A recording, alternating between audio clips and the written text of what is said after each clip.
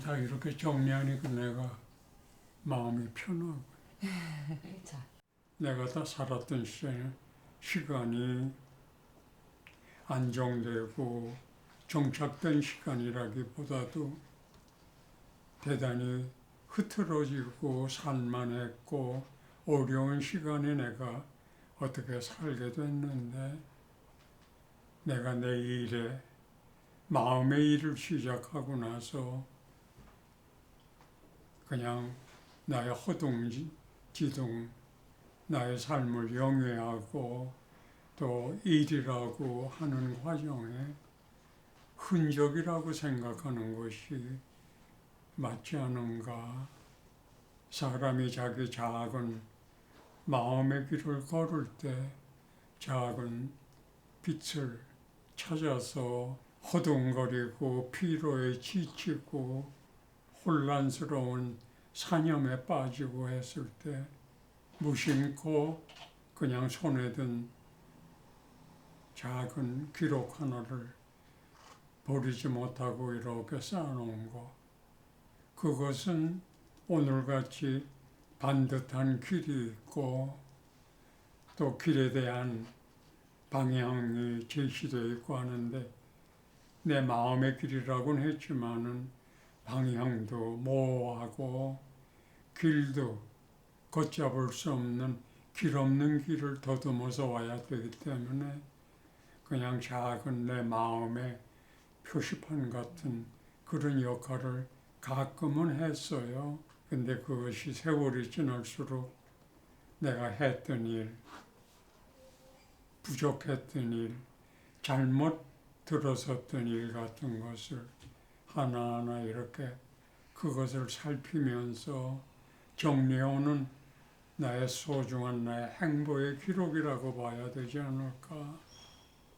지금 보니까 많이 부끄러운 것도 많고 쓰잘것없는 일도 있고 하는데 그것이 나의 마음의 길을 도와주고 방향이 흐트러졌을 때 바로잡을 수 있는 지표가 될 수가 있었고 그랬다고 봐요. 최말린 선생님의 아카이브를 보고 사실은 많이 놀랐어요. 1950년대부터 연대기적으로 꼼꼼하게 아주 촘촘하게 정리를 해 놓으셨는데 우선 그 치밀하고 꼼꼼한 정리에 많이 놀랐고요. 또 두 번째로 흥미로운 그런 자료들, 특히 인상적인 자료들이 뭐였냐면 이제 설치 미술로서 공공 미술로서 조각을 제작을 할 때 발주처와 계약을 맺었던 계약서라든지 또는 작품을 판매했을 때의 그런 계약서 같은 거, 영수증 이런 거였는데 그 중에 하나 예를 들면 1967년도에 쇼말린 선생님이 덴마크의 한 회사에 작품 2점을 판 적이 있는데 그 영수증이 남아 있더라고요. 400달러로 돼 있었습니다. 67년도에. 이런 것들이 왜 중요하냐면 우선 개인의 작품 차원을 넘어가지고요. 사회에서 이 작품을 조각이라고 하는 장르를 어떻게 바라보느냐 이런 게 이제 반영이 되어 있는 거고요. 또 최말린 미술 자체를 어떻게 평가하느냐 이런 점도 들어가 있는 거고요. 또 그 시절의 시장에서 어떻게 거래가 됐는지 대단히 중요한 정보거든요. 작품을 우리가 이해하고 평가하는 데 있어서 예술성뿐만 아니라 이를 둘러싼 사회 경제적인 관점, 평가 이런 것들도 대단히 중요한데 이 최말린 선생님의 이 아카이브 자료에 이런 내용들이 아주 많이 들어있는 거예요. 최말린 선생님 작품 연구하는 데 있어서 너무너무 좋은 자료다 이렇게 말씀드릴 수가 있겠습니다. 최말린 선생님의 아카이브가 대단히 꼼꼼한데 그리고 여러 가지 자료들을 뭐 시시콜콜한 것까지 다 많이 모아 놓으셨는데 저는 이게 최말린 선생님의 작가로서의 자의식의 발로라고 저는 생각이 들거든요.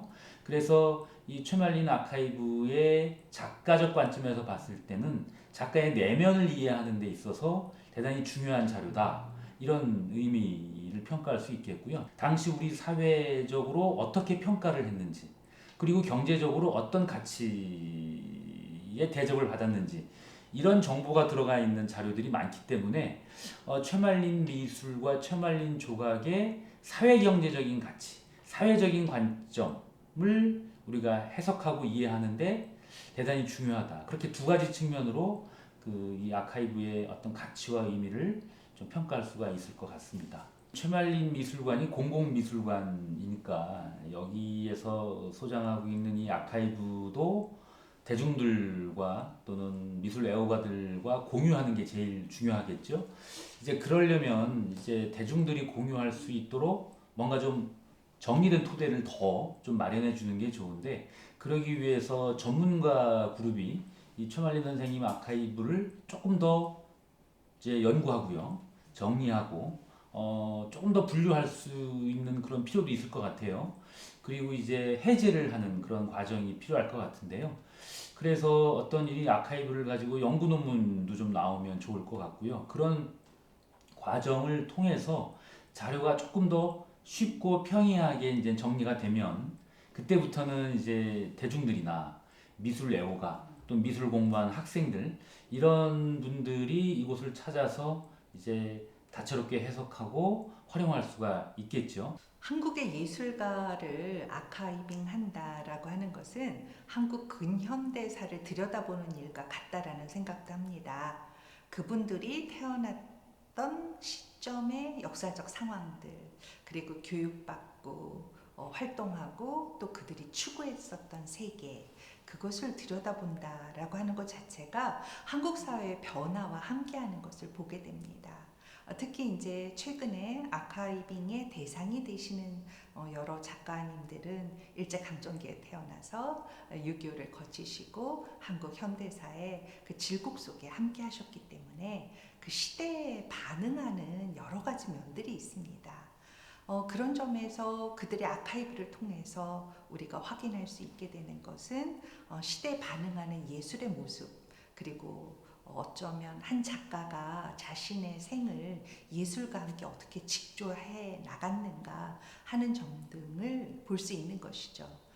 최말린 작가 같은 경우는 사실 50년대 후반부터 중요한 활동을 한 그런 작가이죠. 50년대라고 하면 이제 우리 한국 현대미술사의 시작 지점에서 아주 중요한 때이고, 그때 추상, 구상 이런 것들이 한 작가의 세계를 통해 다 드러납니다. 더군다나 전체 아카이브를 둘러보면서 작가가 어쩜 이렇게 자기 자신의 아카이브를 잘 정리할 수 있었을까? 즉, 그 시대는 아카이브라는 그런 개념이 없었는데 최말린이라는 이 작가는 내가 어떤 작업을 했고 어떤 일을 했다라고 하는 것을 잘 기록한 아주 우리 미술사에서 중요한 작가인 것 같습니다. 따라서 그가 그냥 어떤 시간의 순서로 자신의 아카이빙을 했다면, 이제 연구자들은 그것을 좀 더 입체적으로 만든다면 굉장히 우리나라에서 약간 취약한 조각 분야의 아카이빙이 아주 활발하게 전개될 수 있을 것 같습니다. 본인의 삶 자체를 마치 아카이빙한 것처럼 여러 가지 활동을 아카이빙했기 때문에 그 내부가 축적이 된 상태에서 연구자들이 선택할 수 있다라는 점이 굉장히 다른 점인 것 같습니다. 그러니까 가령 교육자로서 본다면은 한국 대학에서 미술 교육이 또는 조각 교육이 어떻게 이루어졌는가 하는 것들을 더 심화시키고 확산시킬 수 있다는 거죠. 작품도 아카이빙의 대상이 되고요. 그가 전시했었던 여러 기록들, 도록들, 그리고 발생했었던 여러 사건이나 아니면은 글들 있겠죠. 그리고 그것이 존재하는 공간이 작품으로 또 인쇄 매체로, 그리고 최근에 들어서 디지털 공간 안에 있을 것입니다. 우리가 어떻게 접근하느냐에 따라서 굉장히 달라질 것입니다. 그것이 디지털화가 잘 되면 굉장히 많은 장소에서, 즉 세계 여러 곳에서 한국의 미술, 한국의 조각을 알려면 최말린 아카이빙으로 접근하면 돼 라고 생각해서 이용될 수 있겠죠. 또 어찌 보면은 정말 현물이라고 하는 작품과 도록과 그런 디지털화된 아카이빙이 함께 있기 때문에 어떤 한 작가를 입체적으로 조명하는데 어떻게 보아야지 되는가 하는 것을 최말린 아카이브가 보여줄 수 있을 것이라고 생각합니다. 그렇다면 연구자들이 어떻게 작가를 연구해야 될지, 또는 우리 미술사를 어떻게 연구해야 될지, 아니면 비평을 어떻게 접근해야 될지 하는 것들을 이 최말린 아카이빙을 통해서 배워갈 수도 있겠죠. 이제 나도 좀 비워갈 때가 됐구나 그러고 이거 시작했어. 네. 그러니까 그런 거 비움이라는 네. 그런 걸 가지고 미발 조작을 한 건 계획을 하나. 이렇게 예. 가볍게 네. 보내는 것도 좋지 않겠어? 앞으로 후학들이 한국의 소위 말하는 근대가 시작하고 현대가 움직이는 오늘의 세상에서 바로 근대 이후에 오늘을 얘기하는 이 사람은 어떤 과정과 어떤 흐트러짐이 있었나를 참고하면서 자기들이 오늘의 문제를 다루기 위해서는 과거에 허잘것없는 초라한 자료라도 이렇게 살펴보면은 오늘 직접적으로 체감할 수 없는 그런 것을 볼 수도 있겠고, 요새 서양말로 아카이브라고 그러는데 그런 거와 다른 어떤 그런 느낌으로 체감할 수 있는 그런 자료가 되지 않을까 그런 생각을 합니다.